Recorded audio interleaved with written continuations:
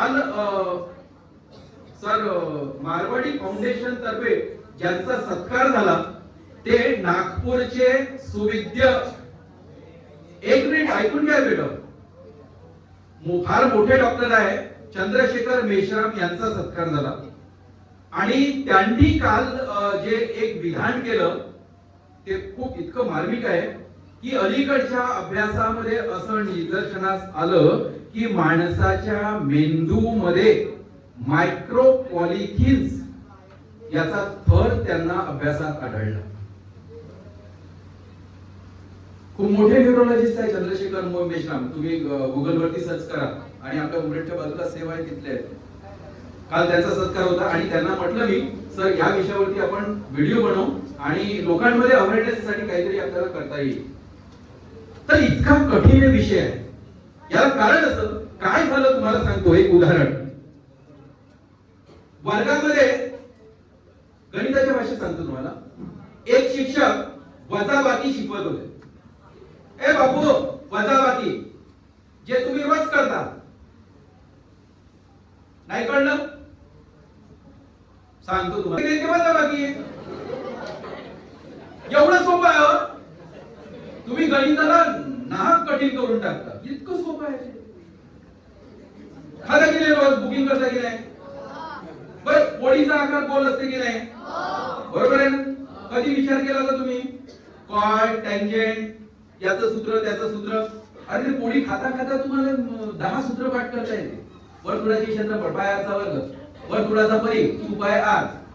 पाणी पिता पिता सूत्र पाठ करता येते. ना त्या गणिताला तुम्ही दोष देता. एक सर एक दिवस मॅथमॅटिक्सचं हे ठेवा माझं स्पेशली, त्याच्यावरती आपण बोलू पोरांना. जास्त जर ऐकायचं असेल पण मला फुरसत पाहिजे. हा ठीक आहे. तर प्लास्टिक अलीकडे तुम्हाला काय सांगितलं की एक शिक्षक वर्गामध्ये गणित शिकवत होते. त्यांनी सांगितलं की एका रूम मध्ये किती मेंढ्या आहेत? 10 मेंढ्या आहेत. किती आहे? 10 मेंढ्या. त्यातल्या 2 गेल्या.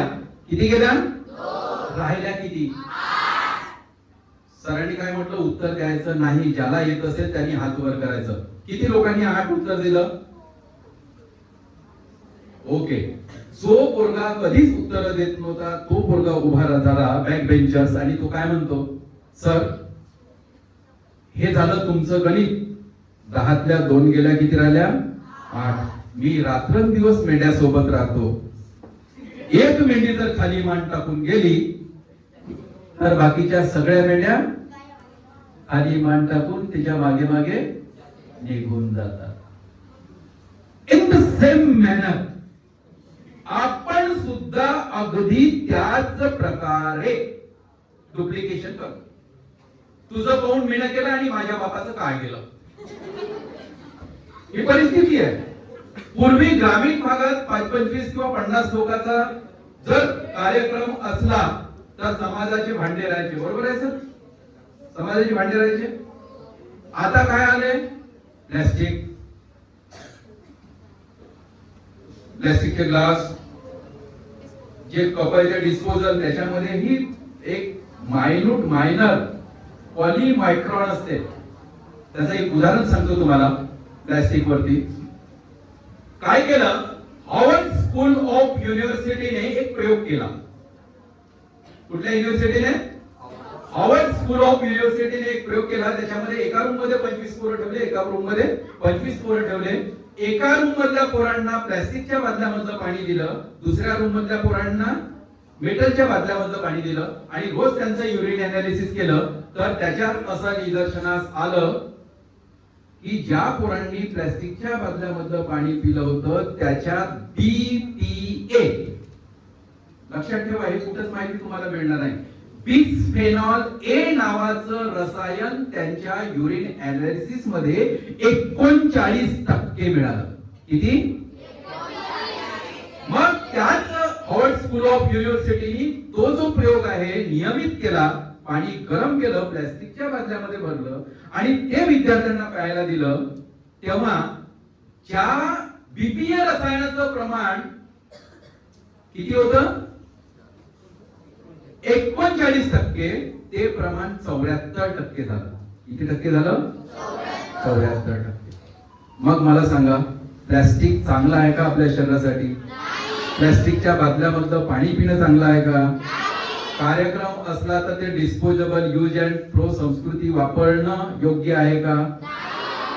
आपण जे पेन वापरतो यूज अँड थ्रो 3-4 रुपये वाले, आमच्याकडे चांगलं होतं. एक दौतानाची वर्षभर चालवायची एक पेन काम करत होता, बरोबर आहे विलास भाऊ?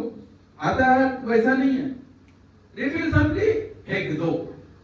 आणि तुम्हाला सांगतो for your kind information, you are maximum students of this school, म्हणजे 90% विद्यार्थी माझ्या माहितीप्रमाणे शेतीशी निगडित आहेत, बरोबर? बरोबर आहे ना? आणि ज्याप्रमाणे आपल्या शरीरामध्ये नसा असतात, आपल्या शरीरामध्ये नसा असतात, तशा जमिनीमध्ये सुद्धा नसा असतात, बरोबर आहे? आणि आपण जे प्लास्टिक वापरतो, जे 4 मिनिटात तयार होते, ते 400 वर्ष त्याचं विघटन होत नाही. आलं का लक्षात? आणि जे प्लास्टिक आपण घरी आणतो, म्हणजे आपणच आपले दुश्मन कसे आहोत शेतकऱ्यांसाठी तुम्हाला सांगतो, आपणच दुश्मन आहोत आपण स्वतःचे. जे प्लास्टिक आपण घरी आणतो ते नकळत आपल्या खातामध्ये जाते, मग ते खात आपण कुठे नेऊन टाकतो? शेतात. आणि नकळत ते शेत कुठे गेलं? शेतामध्ये गेलं. आणि हे जे प्लास्टिक आहे, वरची लेअर आणि खालची लेअर या जमिनीच्या लेअरलाच ब्रेक करून टाकते, त्यामुळे वॉटर हार्वेस्टिंगही होत नाही. आणि ते जे प्लास्टिक आहे ते तुमची जमीन, जी ऑटोमॅटिक प्रोसेस आहे, आपल्या शरीरातही अशी प्रोसेस आहे की आपली बॉडी ऑटोमॅटिक रिकव्हर करते, तशी जमिनीमध्येही एक रिसायकल करण्याची प्रोसेस असते, स्वतः जमीन सुपीक होत असते. तर आता मला सांगा की आपण आपल्या पायावर कुऱ्हाड मारली की आपण कुऱ्हाडीवर पाय ठेवला? बरोबर आहे ना? बरोबर आहे ना? ते तसंच झालं की नाही? ते 2 पोरं गेले मेंढीची सारखे खाली मान टाकून, तुझं 2 महिना गेलं. आणि सेम पूर्वीच्या काळात 500-500 लोकांचा, 1000 लोकांचा जो स्वयंपाक करायचा, इकडून भांडे त्या समाजाचे भांडे आणायचे आणि स्वयंपाक व्हायचा. ग्लास आपण किरायने आणायचे. आता सर ग्लास, वाट्या किरायने कुठल्या येतात? प्लास्टिक वाल्या. आणि याच्यामध्ये एक थर जो असतो तो मायक्रो पॉलिथिनचा असतो. काय असतो? त्याला पॉलिमेम्ब्रेन म्हणतात. काय म्हणतात? पॉलिमेम्ब्रेन. आणि that is dissolved in hot water. म्हणजे गरम चहा आपण त्याच्यामध्ये टाकला की तो त्या चहाच्या पृष्ठभागावरती असे बुडबुड्यासारखं तुम्हाला जाणवते, दॅट इज पॉलिकार्बन. आणि तो आपल्या शरीरात जातो आणि that are deposited in our body. आणि तोच अशा पद्धतीनं काल मेश्राम सरांनी सांगितलं सर की ब्रेन मध्ये सुद्धा त्या पॉलिकार्बनचा थर निदर्शनास आला त्यांच्या रिसर्च मध्ये. आलं लक्षात? इतकं हे घातक आहे. मग मला सांगा की जर तुम्हाला कळलं की हे इतकं घातक आहे तर तुम्ही वापराल का? नाही. पाणी महत्वाचं आहे, बरोबर? म्हणून पाण्याचा गैरवापर कराल का? नाही. त्यानंतर झाड जे आहे, एक इंडियन बायोलॉजिकल व्हॉल्यूम नंबर 9 नुसार, लक्षात घ्या मी काय म्हणतो, म्हणजे एका झाडाकडे जर आपण पाहिलं तर त्याची किंमत आपल्याला तेवढीच दिसते का जेवढे झाड आहे, 5,000चं 3,000चं, पण असं नाही आहे. इंडियन बायोलॉजिकल व्हॉल्यूम नंबर 9 नुसार 1979 नुसार 50 वर्षाचं जर झाड असेल तर त्याचं व्हॅल्युएशन 33 लाख रुपये. किती? 33 लाख. हे तुम्हाला 1979 च्या व्हॅल्युएशन नुसार पर्यावरणीय मूल्य सांगितलं. आणि जर ते मूल्य तुम्हाला आजच्या याच्यात जर काढलं तर करोडोच्या वर जाईल.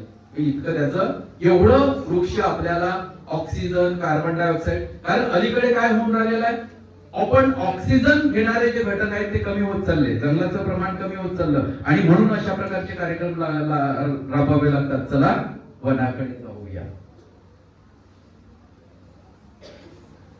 कारण काय केलं आपण? माणसाला मारलं तर कलम लागते 302. माणसाला मारलं तर कलम लागते दफा 302. आणि झाडाले कापलं तर विचारते कोण? अशी व्यथा आहे. आणि म्हणून तुम्ही पाहिलं असेल, पेपरला वाचलं असेल, नाशिकमध्ये साधू ग्राम बांधण्यासाठी 1800 झाडं तिथं कापल्या जात आहे. किती? 1800. तर अशा पद्धतीनं म्हणजे अलीकडे एक तर कमी सरांनी सांगितलं की जसं आपल्याला पास व्हायला 35% गुणाची गरज असते, त्याचप्रमाणे संतुलित पर्यावरणासाठी किती टक्के? 33% वनाची गरज आहे. आणि आज जी डेफिशियन्सी आहे, आपला विदर्भ चांगला आहे, विदर्भामधलं प्रमाण 56% आहे, पण ऑल ओव्हर ऍव्हरेज जर काढलं तर तो फार कमी आहे. कागदोपत्री मात्र दाखवतात, दॅट्स डिफरंट थिंग. म्हणून वृक्षाच्या बाबतीत तितकंच जागरूक असा, पाण्याच्या बाबतीत तितकंच जागरूक असा, आणि झाडं लावताना हा विचार करू नका की मी माझ्याच घरी लावीन, माझ्याच शेतात लावीन, माझ्याच शाळेत लावीन. बरोबर आहे? कारण निसर्ग आपल्याशी भेदभाव करत नाही, तर आपण सुद्धा निसर्गाशी पक्षपात करायला नाही पाहिजे. आणि म्हणून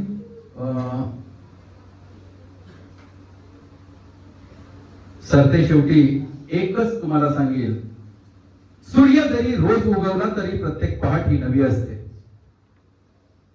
सूर्य जरी रोज उगवला तरी प्रत्येक पहाट ही नवी असते. पण जगताना जीवनात निसर्ग मैत्री हवी असते. म्हणून व्हायचे असेल तर निसर्गाचे भक्त व्हा, निसर्गापासून विभक्त होऊ नका.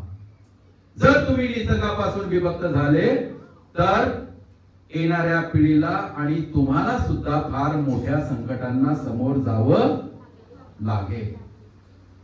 आलं का लक्षात? आणि चला वनाकडे जाऊया हा जो मुद्दा आहे, हा एकच मुद्दा नाही आहे. पक्षी निरीक्षण आहे, प्राण्यांविषयी आवड आहे, प्राण्यांविषयी प्रेम, ते आपण जपलं पाहिजे. पक्षी प्रेम जपलं पाहिजे. बरेचसे पक्षीप्रेमी जे आहेत ते एकटे आपले कॅमेरा घेऊन जंगलाकडे जात असतात. चला वनाकडे जाऊया, चला काहीतरी खास करूया, चंद्रकन्याच्या गावी वास करूया, आज परत एकदा निसर्गाची कास धरूया. चला आपण सारे मिळून वनाकडे जाऊया, वनाकडे जाऊया, वनाकडे जाऊया. जय हिंद, जय महाराष्ट्र. धन्यवाद. आपण मला इथे बोलावलं, बोलण्याची संधी दिली त्याबद्दल हार्दिक आभार, आभार, आभार.